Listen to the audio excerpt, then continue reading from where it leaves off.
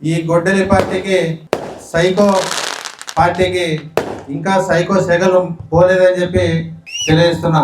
నరేంద్ర మోడీ గారి ఆశీస్సులతో, ముఖ్యమంత్రి చంద్రబాబు నాయుడు గారి సూచనలతో, పవన్ కళ్యాణ్ గారి సూచనలతో, లోకేష్ బాబు గారి సహాయ సహకారాలతో రాష్ట్రం అభివృద్ధి చెందుతుంటే అది ఓర్చలేని వైసీపీ పార్టీ గొడ్డలి పార్టీ నాయకులు అసత్యపు ప్రచారాలు చేస్తూ 2 సంవత్సరాల వెన్నుపోటు కార్యక్రమాన్ని పెట్టుకొని ప్రజల్ని మభ్యపెట్టడానికి మళ్ళా ప్రజల్లోకి రావడం జరిగింది. మీరు ఎన్ని చెప్పినా తెలుగుదేశం పార్టీ కార్యకర్తే కాదు, మీ వైసీపీ కార్యకర్తలు కూడా మీరు చెప్పే మాటలు నమ్మే పరిస్థితుల్లో లేరని చెప్పి ఈ సభాముఖంగా తెలియజేసుకుంటున్నా. ఎందుకంటే మీ వైసీపీ కార్యకర్తలనే ఎంత హింసించారో ఆ బాధ పడలేకనే మిమ్మల్ని 11 సీట్లకు పరిమితం చేసింది కూడా మీ వైసీపీ కార్యకర్తలే అని చెప్పి అది గుర్తుపెట్టుకోని చెప్పి తెలియజేసుకుంటున్నా. కాబట్టి మీరు ఎన్ని మాటలు చెప్పినా, ఎన్ని అబద్ధాల కూతురు కూసినా మా తెలుగుదేశం పార్టీ గాని రాష్ట్ర ప్రజలు గాని ఎవ్వరు నమ్మే పరిస్థితుల్లో లేరని చెప్పి ఈ సభాముఖంగా తెలియజేసుకుంటున్నా. ఈ రోజు సూపర్ 6 లో భాగంగా ఈ 6 పథకాలని కూడా ఏ ఒక్క పథకాన్ని కూడా ఆగకుండా ప్రజలకు ఏదైతే మాట ఇచ్చాడో ఆ మాట ప్రకారంగానే ఈ రోజు ప్రతి సంక్షేమం అయితేనేమి, రాష్ట్ర అభివృద్ధి కార్యక్రమంలో అయితేనేమి రెండు కళ్ళులా చూస్తూ ముందుకు పోతున్నటువంటి పార్టీ కూటమి ప్రభుత్వం అని చెప్పి తెలియజేసుకుంటూ, అదే విధంగా ఇందాక చెప్పినట్లు 3 రాజధానులు అని చెప్పి 3 ముక్కలు ఆడిన నాయకుడు మీ సైకో నాయకుడు అని చెప్పి తెలియజేసుకుంటూ, అదే విధంగా మన రాయలసీమకి ఎన్నో ఫ్యాక్టరీలు కూడా తీసుకురావడం జరిగింది. కియా అయితేనేమే కర్నూలులో ఇండస్ట్రీ హబ్ కూడా తీసుకురావడం జరిగింది. అదే విధంగా మన రాజధానికి క్వాంటమ్, వైజాగ్ లో గూగుల్ కూడా రావడం జరిగింది. ఇట్లా సమానత్వంతో రాష్ట్రాన్ని అభివృద్ధి చేసిన నాయకుడు ఒక ముఖ్యమంత్రి చంద్రబాబు నాయుడు గారు అని చెప్పి తెలియజేసుకుంటున్నా. నీవు 3 ముక్కలాట ఆడితే మా నాయకుడు 3 ప్రాంతాలని అభివృద్ధి చేసిన నాయకుడు మా ముఖ్యమంత్రి, మా కూటమి ప్రభుత్వం అని చెప్పి తెలియజేసుకుంటున్నా. అదే విధంగా మన నియోజకవర్గంలో వెన్నుపోటు ప్రోగ్రామ్ లో మాట్లాడుతున్నాం. నా బీసీలు ఉన్నంత వరకు, నా ఎస్సీలు ఉన్నంత వరకు నేను ఇట్లానే గెలుస్తాను. నీవు చేసిందల్లా ఎస్సీలకి గొడవ పెట్టి, బీసీలకి గొడవ పెట్టి ఈ కుట్ర కుతంత్రాలతోనే గెలిచావు తప్ప నిజంగా రాజకీయం చేసి మాత్రం గెలవలేదని చెప్పి తెలియజేసుకుంటున్నా. ముఖ్యంగా మన నియోజకవర్గంలో నువ్వు 4 సార్లు ఎమ్మెల్యేగా గెలిచావు. కనీసం ఒక్క రోడ్ అయినా పూర్తి చేయగలిగావా? నీవు 5 సంవత్సరాలు వైసీపీ ప్రభుత్వంలో నువ్వు సరే గతంలో అన్నావు నాకు అధికారం లేదని. నీకు అధికారం ఉండి, నీ ఎమ్మెల్యేగా ఉండి నీ రాక్షస పాలనలో కనీసం ఒక రోడ్డు అయినా, ఒక సిమెంట్ గ్రామాలైనా సిమెంట్ రోడ్ వేసినావు అని చెప్పి తెలియజేసుకుంటున్నా. ఈరోజు ఒక బీసీ బిడ్డగా ఈ నియోజకవర్గంలో ఉన్నటువంటి బడుగు బలహీన వర్గాల కోసం హార్నిషలు కష్టపడుతూ ప్రతి కష్టం నా కష్టంగా భావించి ప్రతి ఒక్కరికి సేవ చేస్తుంటే నీవు అది ఓర్చుకోలేక నీవు సైకో శాస్త్రం చేయడం అది కరెక్ట్ కాదని చెప్పి తెలియజేసుకుంటున్నా.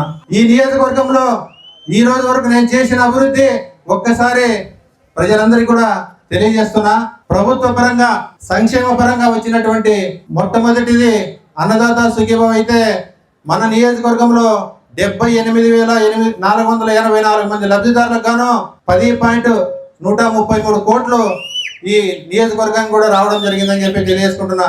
తల్లికి వందనం కింద 32,959 మందికి తల్లులకు ఖాతాలోకి 71.56 కోట్లు జమ చేయడం జరిగింది. ఈ పథకానికి వచ్చేపాటికి గతంలో ఎంతమంది పిల్లలుంటే అంతమందికి వేస్తానని చెప్పి ఒక్కరికే వేసి తప్పించుకున్న పార్టీ మీ నాయకుడు, మీ జగన్మోహన్ రెడ్డి అని చెప్పి తెలియజేసుకుంటున్నా. మా నాయకుడు ఇచ్చిన మాట ప్రకారం ఎంతమంది పిల్లలుంటే తల్లి ఖాతాలోకి వేస్తానని మాట ఇచ్చాడో ప్రతి పిల్లవాడిని గుర్తుపెట్టుకొని మళ్ళా మిస్ అయితే దానికి 2 సార్లు అవకాశం ఇవ్వడం కూడా జరిగింది. మళ్ళా ఆన్లైన్ లో చెక్ చేసుకోండి, ఇంకా ఎవరైనా మిస్ అయితే వేసుకుంటారు, అప్లై చేసుకోండి అని చెప్పి. అదే మీ ప్రభుత్వంలో బటన్ నొక్కారు. మా బటన్ రియల్ బటన్, మీ బటన్ డమ్మీ బటన్. మా బటన్ నొక్కితే ప్రతి తల్లి మొబైల్ గుయ్యని మోగింది. నీ పార్టీలో నీవు నొక్కిన బటన్ ఒక మొబైల్ మోగితే 10 మొబైల్ సైలెంట్ గా ఉండే పరిస్థితి ఆ రోజు నీ ప్రభుత్వంలో చేసినటువంటి కార్యక్రమాలు. బటన్ నొక్కడం, అందరికి నొక్కానని చెప్పడం, అది 10 మందికే నొక్కడం. ఇది మీ అలవాటు. మా నాయకుడి మాట ప్రకారమే ప్రతి తల్లికి ప్రతి పిల్లకి ఇచ్చినటువంటి ఘనత మా తెలుగుదేశం పార్టీ కూటమి ప్రభుత్వాన్ని అని చెప్పి తెలియజేసుకుంటున్నా. పెన్షన్ 3,000 రూపాయలు పెంచడానికి 5 సంవత్సరాలకి టైం పట్టింది. మా నాయకుడు ఇచ్చిన మాట ప్రకారంగానే ఎప్పుడైతే 4,000 రూపాయలు ఇస్తానన్నాడో ప్రభుత్వం అధికారంలోకి వచ్చిన వెంటనే నీవు నిలబెట్టిన 7,000 రూపాయలు కూడా కలిపి నా అవ్వతాతలు కూడా ఇచ్చిన ఘనత తెలుగుదేశం ప్రభుత్వాన్ని కూటమి ప్రభుత్వాన్ని అని చెప్పి తెలియజేసుకుంటున్నా. అదేవిధంగా దీపం 2 పథకం కింద మన నియోజకవర్గంలో 1,67,875 మంది లబ్ధిదారులకు గాను 13.68 కోట్ల మంది మహిళలు కుటుంబాలకు డబ్బులు కూడా జమ చేయడం జరిగిందని చెప్పి తెలియజేసుకుంటున్నా. అదేవిధంగా స్త్రీశక్తి పథకం కింద మహిళలకు ఉచిత బస్ మాట ప్రకారమే ఉచిత బస్సు కూడా మా అక్క చెల్లెమ్మలకి ఉచిత బస్సు కూడా ఫ్రీ ఏర్పాటు చేయడం జరిగింది. అదేవిధంగా దివ్యాంగ శక్తి వికలాంగులకు ఉచిత బస్ ప్రయాణం కూడా కల్పించిన ఘనత ఒక కూటమి ప్రభుత్వం ముఖ్యమంత్రి నారా చంద్రబాబు నాయుడు గారికి దక్కిందని చెప్పి తెలియజేసుకుంటున్నా.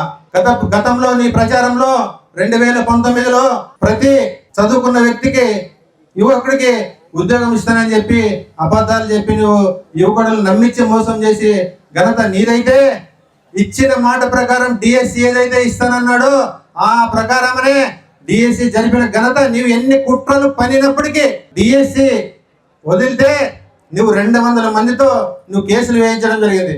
అయినప్పటికీ అధిక మించి మా నాయకుడు ఇచ్చిన మాట ప్రకారంగా డిఎస్సిగా టీచర్లకి ఉద్యోగాలు ఇవ్వడం జరిగింది. అందులో భాగంగా మంత్రాలయం నియోజకవర్గానికి 717 ఉద్యోగాలు టీచర్లు కూడా మా నియోజకవర్గం నుంచి అత్యధికంగా ఉద్యోగాలు రావడం జరిగిందని చెప్పి తెలియజేసుకుంటున్నా.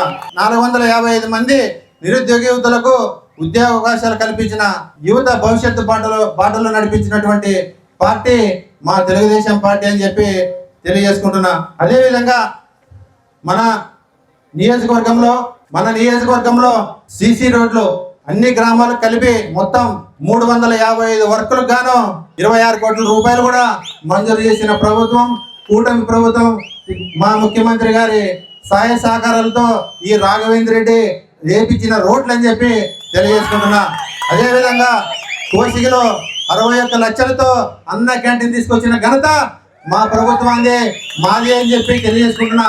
నీ ప్రభుత్వంలో అన్న క్యాంటీన్ ఉన్నటువంటి బీదల పొట్టన కొట్టిన పార్టీ వైసీపీ పార్టీది అయితే బీదల పొట్ట నింపిన పార్టీ మా తెలుగుదేశం పార్టీది అని చెప్పి తెలియజేసుకుంటున్నా. అదేవిధంగా బీటీ రోడ్లకు వస్తే మూగులతోటి క్రాస్ నుండి మూగులతోటికి 1,20,20 లక్షల రూపాయలతో బీటీ రోడ్డు వేయడం జరిగింది. మేకడోన కల్లకుంటకి 1,35 లక్షల రూపాయలు తీసుకురావడం జరిగింది. కౌతాళం నుండి బదినేహల్ రోడ్డుకు 3,87 లక్షల రూపాయలు తీసుకురావడం జరిగింది. బదినేహల్ నుండి జీవోసవళ్ళకి 2,16 లక్షల రూపాయలు శాంక్షన్ కూడా తీసుకురావడం జరిగింది. వీర్లదిన్నె రోడ్డుకు 1,08 లక్షల రూపాయలు కూడా శాంక్షన్ చేసుకురావడం జరిగింది. ఒల్లూరు కడిదొడ్డి రోడ్డుకు 66 లక్షల రూపాయలు కూడా శాంక్షన్ చేసుకురావడం జరిగింది. కందుకూరు మూగలతోటి రోడ్డుకు 1,73 లక్షల రూపాయలు కూడా శాంక్షన్ చేసుకురావడం జరిగింది. ఈ మొత్తం బీటీ రోడ్లకు మాత్రం 12,05 లక్షల రూపాయలు తీసుకురావడం జరిగింది. అదేవిధంగా గ్రామ పంచాయతీ బిల్డింగ్లు అయితే 12 గ్రామ పంచాయతీ బిల్డింగ్లకు గాను 32 కోట్ల రూపాయలు కూడా తీసుకురావడం జరిగింది. అదేవిధంగా గ్రామాల్లో హెల్త్ సెంటర్లకు కూడా 19 హెల్త్ సెంటర్లకు గాను విలేజ్ హెల్త్ సెంటర్లకి 91 కోట్ల రూపాయలు కూడా తీసుకురావడం జరిగింది. పిఆర్ డిపార్ట్మెంట్ నుండి 48 కోట్లు కూడా మంజూరు చేసుకురావడం జరిగింది. స్టేట్ హైవే అభివృద్ధి కోసం 7.90 కోట్లు కూడా తీసుకురావడం జరిగింది. కందుకూరు తుమ్మిగనూరు రోడ్డుకు 3 కోట్ల రూపాయలు, అగస్తునూరు సాతునూరు రోడ్డుకు 2.80 కోట్లు. అదేవిధంగా పెద్ద తుమ్మలం నుండి మాధవరం హైవే కూడా 70 లక్షలు, కోసికి హాలివ్ రోడ్డుకి 2,10 లక్షలు, మండల డివిజన్ అభివృద్ధికి గాను 19.79 కోట్లు. ఎమ్మెగనూరు మాలపల్లి బీటీ రోడ్ అంటే ప్రతి ఒక్కరికి గుర్తొచ్చే రోడ్డు మంత్రాలయం నియోజకవర్గంలో మొట్టమొదటి రోడ్డు మాలపల్లి రోడ్డు. నీవు 4 సార్లు ఎమ్మెల్యే గెలిచావు. బివి మోహన్ రెడ్డి గారు ఉన్నప్పుడు వేసిన రోడ్డు మన నియోజకవర్గం ఏర్పడే దగ్గర 15 సంవత్సరాలు, అందులో నువ్వు 4వ సారి ఎమ్మెల్యే. 17 సంవత్సరాల నుండి గెలుస్తావు. నేను అది చేస్తున్నా ఇది చేస్తున్నా ఏమో పీకినావు నాకైతే తెలియదు, కానీ కనీసం ప్రజల్ని మభ్యపెట్టి ఓట్లు వేసుకుంటావు తప్ప నీవు చేసిన అభివృద్ధి మాత్రం సున్నా. నా దమ్ము ధైర్యంతో మా ముఖ్యమంత్రి గారి సహాయ సహకారాలతో మంత్రాలయం నియోజకవర్గాన్ని అభివృద్ధి బాటలో నడిపిస్తుంటే నీకు నిద్ర పట్టట్లే. ఈ రాఘవేంద్ర రెడ్డిని ఏం చేయాలా, రాఘవేంద్ర రెడ్డిని ఎట్లా దెబ్బ కొట్టాలా, రాఘవేంద్ర రెడ్డిని ఎట్లా డౌన్ చేయాలా అని కాదు ఆలోచన చేయాల్సింది. నేను ఈరోజు మంత్రాలయం నియోజకవర్గానికి నేను ఆ రోజు 100 కోట్లే తెచ్చినా, ఈరోజు రాఘవేంద్ర రెడ్డి తెచ్చింది 2 కోట్లే అనుకోకూడదు, అట్లా చెప్పు. అంతేగాని అభివృద్ధి చేద్దాం, ప్రజల్ని మభ్యపెట్టి ప్రజల్ని ఉసిగొలిపేది కాదు. మంత్రాలయం నియోజకవర్గానికి నా సాయ శక్తుల నా కుటుంబం మొత్తం కూడా మీ ప్రజల కోసం తెలుగుదేశం పార్టీ కోసం పనిచేస్తుందని చెప్పి తెలియజేసుకుంటున్నా. పార్టీకి పనిచేద్దాం, మంత్రాలయం నియోజకవర్గాన్ని అభివృద్ధి చేద్దాం, అది ఉండాలి. కానీ నా ఇంటి ముందు వచ్చి వీలు లేస్తే అది లాభం లేదు. వీలు లేసేవాడు నువ్వు ఒకటేస్తే మేము 10 మంది వేసేవాడు ఉన్నారు, అదేం పెద్ద పని కాదు. కాబట్టి నీ వయసుకి తగ్గ ఇట్లాంటి చేయడం నీ వయసు తగ్గింది కూడా కాదని చెప్పి తెలియజేసుకుంటున్నాం. కాబట్టి అదేవిధంగా మన అలాంటి పరిస్థితిలో మాలపల్లి రోడ్డుని మా ముఖ్యమంత్రి గారికి 10 సార్లు విన్నవించైనా పట్టుబట్టి సాధించుకొని వచ్చి ఆ మాలపల్లి రోడ్డు వేయించడం జరిగిందని చెప్పి తెలియజేసుకుంటున్నా. అదేవిధంగా పెద్ద కడుపూరు నుండి ఆధునిక పోయే రోడ్డు, అది కూడా ఎంత అధ్వానంగా ఉండిందంటే అసలు ఆ రోడ్లు కూడా పోలేని పరిస్థితి. గతంలో 2019 వచ్చిన మీ ప్రభుత్వంలో అదే రోడ్లోనే అదే గుంతల్లోనే మా తెలుగుదేశం పార్టీ చేపలు పట్టుకున్నారని చెప్పి తెలియజేసుకుంటున్నా. అటువంటి రోడ్డును కూడా ఈరోజు మా ప్రభుత్వం మా ముఖ్యమంత్రి గారి ఆశీస్సులతో పెద్దకడపూరు మండలంలో ఆ రోడ్డుకి కూడా 6,40,00,000 రూపాయలు కూడా తీసుకురావడం జరిగిందని చెప్పి తెలియజేసుకుంటున్నా. ఇందాక మాలపల్లి రోడ్ అని చెప్పా, మాలపల్లి రోడ్డుకి 6.80 బీటీ రోడ్డుకి అయితే 2,40,00,000 కమ్మలు తిన్ని జాలవాడిలో సీసీ రోడ్లు వేయించడం జరుగుతుంది. అది మా తెలుగుదేశం ప్రభుత్వం అభివృద్ధి అంటే ఏంటో చూపిస్తున్నాం. అదేవిధంగా మాధవరం తాండాకు మొత్తం రోడ్ అంతా కూడా లేచిపోయింది. అలాంటి రోడ్డు కూడా 1,95,00,000 రూపాయలు కూడా శాంక్షన్ చేసుకురావడం జరిగిందని చెప్పి తెలియజేసుకుంటున్నా. అదేవిధంగా జల్ జీవన్ ద్వారా మంత్రాలయం నియోజకవర్గంలో 21 గ్రామాలకు 28,52,00,000 రూపాయలు కూడా శాంక్షన్ చేసుకురావడం జరిగిందని చెప్పి, ఇది పవన్ కళ్యాణ్ గారిని 1-2 సార్లు కలిసి మా గ్రామంలో మా నియోజకవర్గంలో తాగునీటి సమస్య ఎక్కువ ఉంది, ఖచ్చితంగా ఇది శాంక్షన్ చేయాలని చెప్పి పట్టుబట్టి మా ముఖ్యమంత్రి గారి సూచనలతో మా పవన్ కళ్యాణ్ గారి ఆదేశాలతో ఈ రోజు మన మంత్రాలయం నియోజకవర్గానికి 21 గ్రామాలకి 28,52,00,000 రూపాయలు కూడా మంజూరు చేసుకురావడం జరిగింది.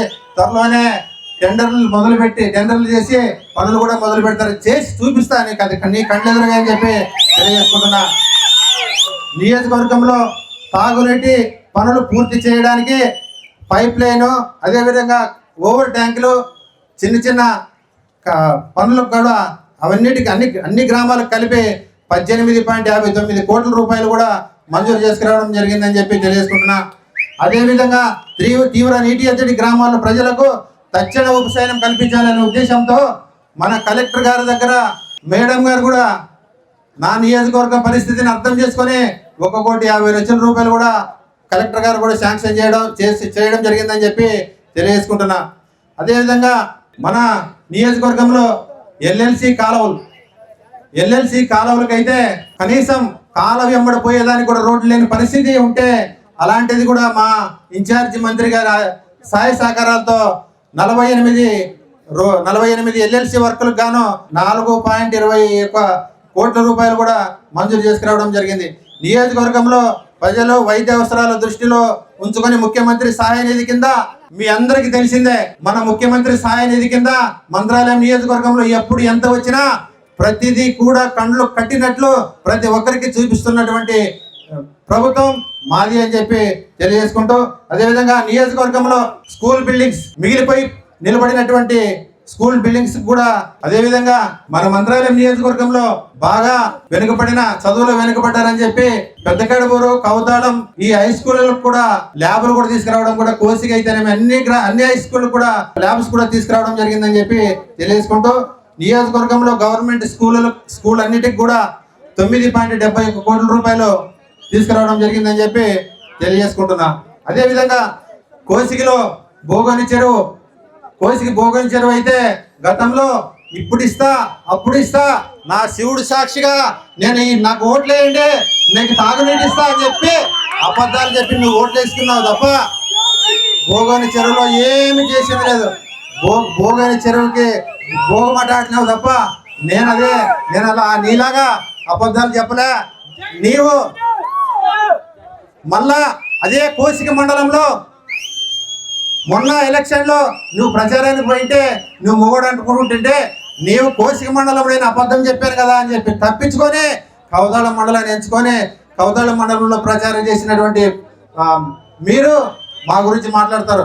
అదేవిధంగా ఇది ఆ భోగని చెరువుకి మొత్తం కూడా చెరువు కట్టపై వాకింగ్ ట్రాక్ ఏర్పాటు చేస్తూ అదే చెరువులో కొంత భాగాన పిల్లలకు ఆట పోటీల కోసం చిన్న పిల్లలు సాయంకాలం పూట ఒక పార్క్ మాదిరిగా ఏర్పాటు చేయడం కూడా జరుగుతుందని చెప్పి తెలియజేసుకుంటున్నా.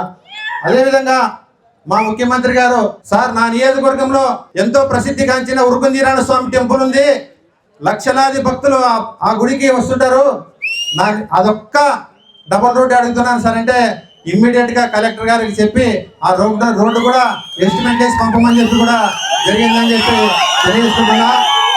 నియోజకవర్గంలో ముస్లిం మైనారిటీ సోదరుల కోసం నేను 4 షాదీఖానాలకి అప్లై చేసుకుంటే ఇప్పుడు ప్రస్తుతానికి ఒక షాదీఖానా కూడా శాంక్షన్ చేయడం జరిగింది. అది మంత్రాలయం మైనారిటీ సోదరులకు ఒక షాదీఖానా కూడా తీసుకురావడం జరిగిందని చెప్పి తెలియజేసుకుంటున్నా.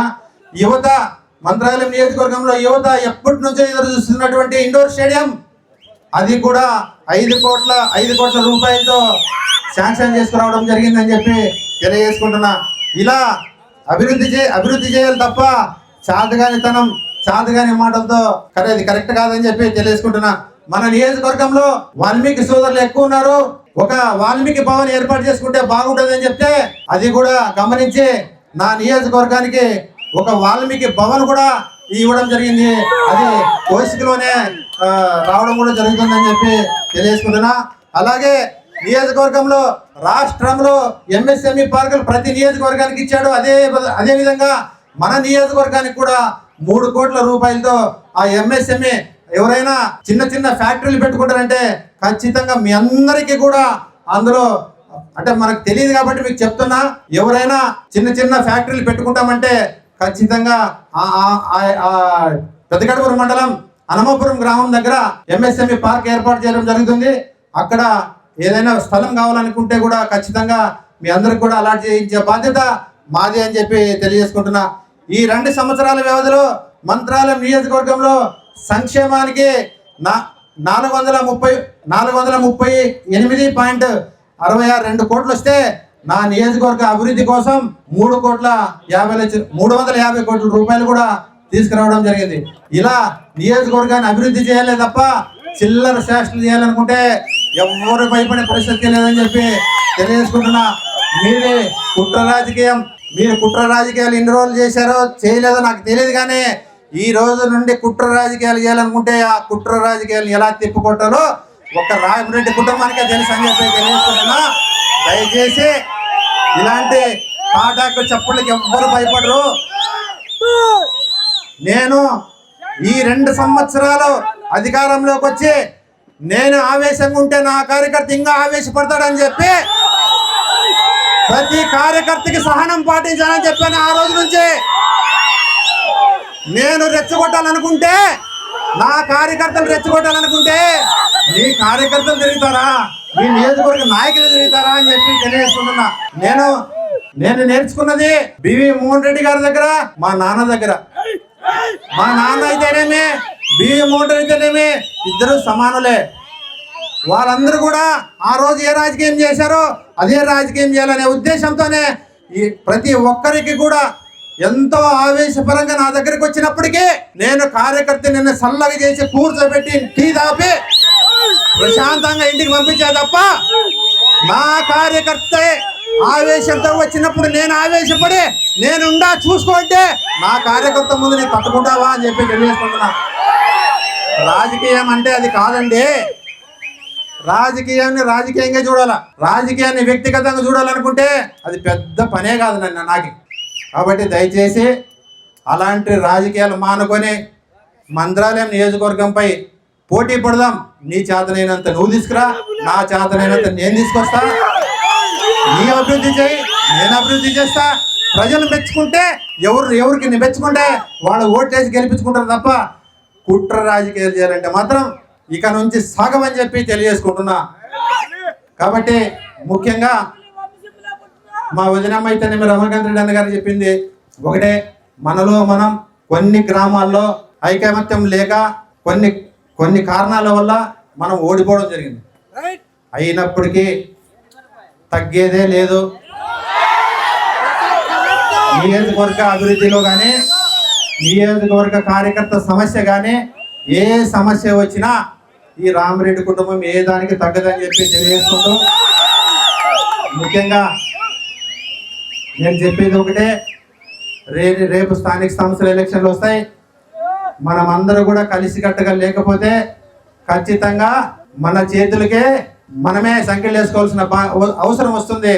కాబట్టి అటువంటి వదిలి ఖచ్చితంగా మనం అందరూ కలిసికట్టుగా ఏదైనా చిన్న లోపాలు ఉంటే మండలంలో కూర్చుందాం, లేదా నీ ఊరికి వస్తా నీ ఊర్లోనే కూర్చుందాం, లేదా నా ఇంటికి వస్తే నా ఇంట్లో కూర్చుందాం.